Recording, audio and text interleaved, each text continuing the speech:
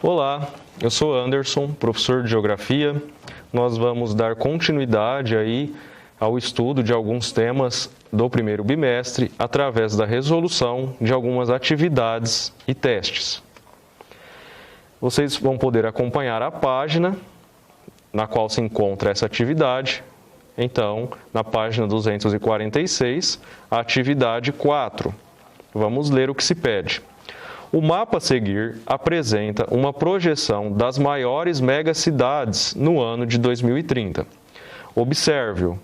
A partir da observação do mapa, é possível identificar que haverá uma maior concentração de megacidades em países desenvolvidos ou subdesenvolvidos no ano de 2030.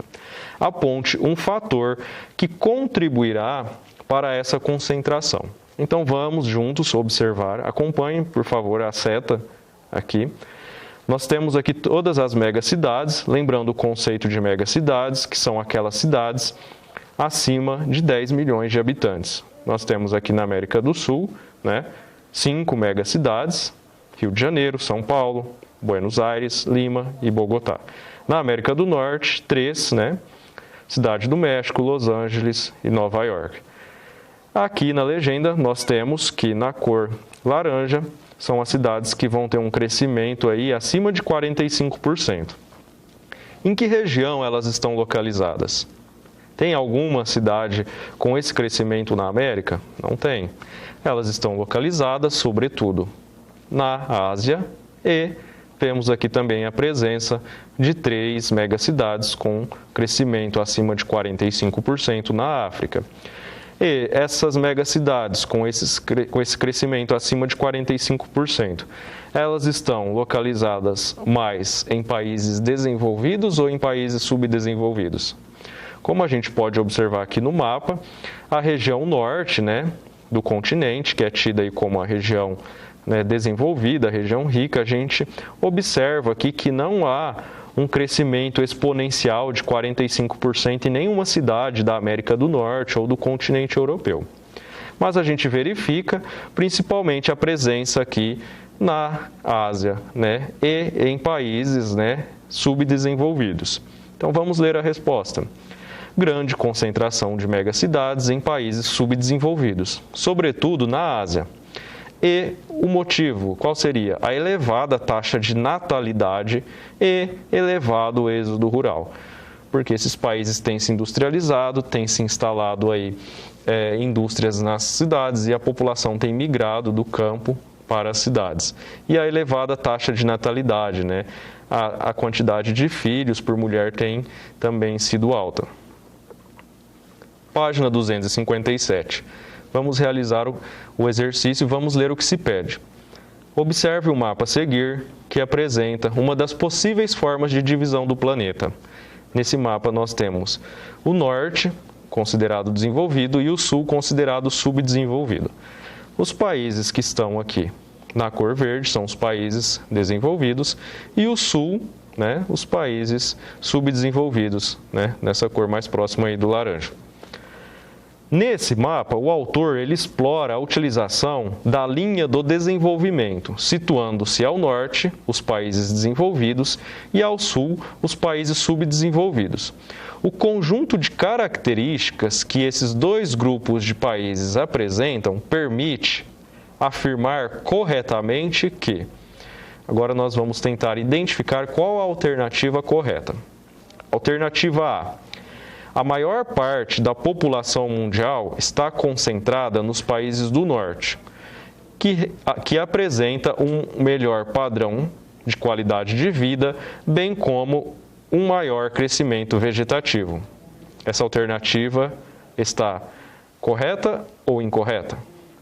O que há de errado nessa alternativa? Nós podemos verificar que ela afirma que há um maior crescimento vegetativo nos países do norte, os países desenvolvidos. Essa afirmação está incorreta, porque o crescimento vegetativo na região norte do planeta ele é menor.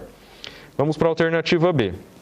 Nos países do sul, predominam as menores taxas de urbanização, ou seja, as pessoas vivem mais no campo. Nos casos em que a urbanização é elevada, são comuns os problemas urbanos e sociais, ou seja, em alguns países do sul em que há elevada urbanização, como é o caso, por exemplo, do Brasil, da Argentina, verifica-se aí diversos problemas urbanos e sociais, como a questão do favelamento, da violência urbana, né, a desigualdade social. Essa alternativa, até então, vamos considerá-la correta. Vamos ler as outras. Alternativa C.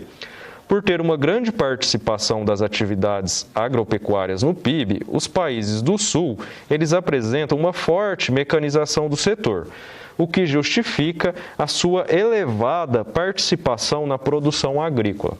Essa alternativa, ela também está incorreta, em razão principalmente de afirmar sobre a forte mecanização do setor agrícola. Quando nós estudamos o continente africano, que está na região sul do planeta, nós verificamos que não há uma mecanização do setor agrícola, então essa alternativa está incorreta. São poucos os países que têm uma boa mecanização aí do setor agrícola no hemisfério sul. O Brasil, por exemplo, é um deles. Alternativa D. Embora os países do norte cediem às grandes multinacionais, a maior parte da produção industrial se concentra nos países do sul, o que faz com que a mão de obra nesses países seja valorizada. Essa alternativa, ela também está incorreta, em razão de afirmar a valorização da mão de obra nos países subdesenvolvidos do sul. Nós já aprendemos que nos países subdesenvolvidos, que são os países pobres, a mão de obra ela não é valorizada. A mão de obra ela é mais barata, o que justifica, por exemplo, a chegada de empresas transnacionais, né, dos países desenvolvidos aos países do sul. E a maior parte da atividade industrial se concentra nos países do norte, sendo quase inexistente esse tipo de atividade nos países do sul. Nós podemos verificar que essa alternativa também está incorreta, principalmente por afirmar que quase não existe atividade industrial nos países do sul. Existem, sim, países do sul industrializados, nós estudamos sobre eles já, são os países emergentes. Podemos citar, por exemplo, o México, o Brasil, a Argentina, a África do Sul, China, Índia.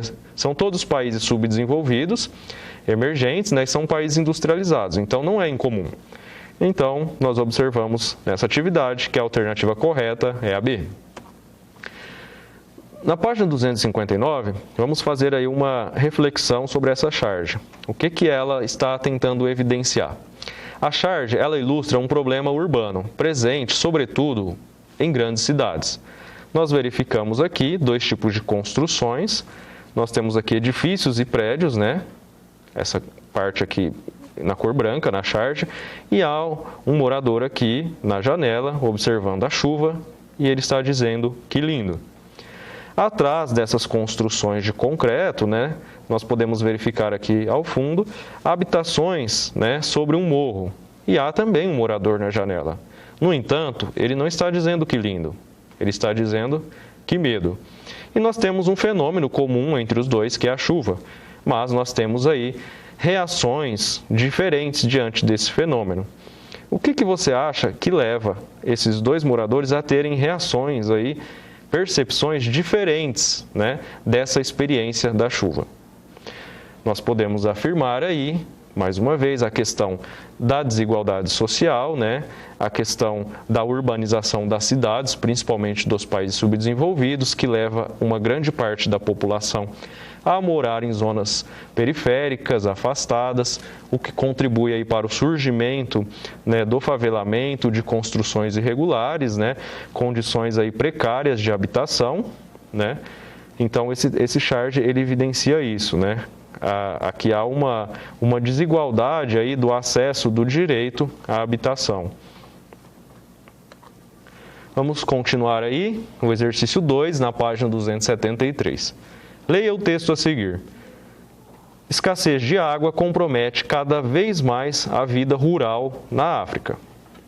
A escassez de água e os efeitos da mudança climática comprometem cada vez mais a vida das pessoas no campo, em diferentes países da África, cujos governos buscam maior cooperação internacional advertiram nessa terça-feira, nós temos a data aqui dessa matéria, 9 de junho de 2015, vários representantes em Roma. Em distintas zonas do Chad, os limitados recursos hídricos fazem com que as terras cultiváveis sejam poucas e que os homens tenham que abandonar suas famílias para buscar empregos em outras partes, apontou o inspetor-geral do Ministério da Agricultura desse país, Omar Pacha. Vamos ler o que se pede. A desnutrição na África é uma preocupação mundial. Esse quadro se torna mais crítico no contexto abordado pelo texto acima, que destaca a escassez de água na África por causa das mudanças climáticas. As consequências da seca nas áreas rurais do continente africano causam. Vamos tentar identificar aí nas alternativas que se seguem as consequências aí das secas nas áreas rurais do continente africano. Alternativa A. A substituição das atividades primárias pelo setor de serviço característico do mundo globalizado, ou seja, a economia passaria aí a funcionar mais através do setor de comércio e serviços do que das atividades agropecuárias? Vamos ler a alternativa B.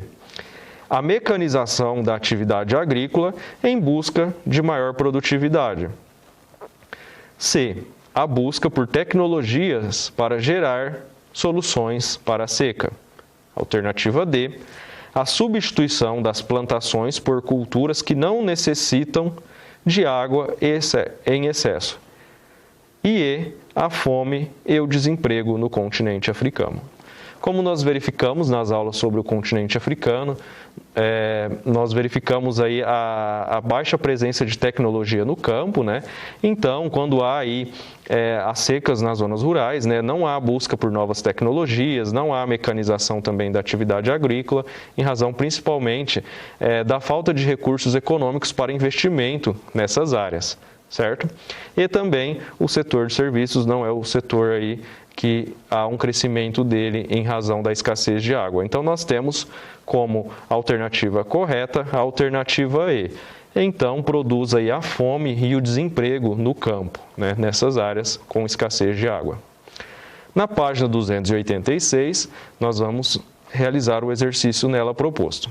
O continente africano abriga uma ampla diversidade de culturas, etnias e problemáticas ligadas à sua história.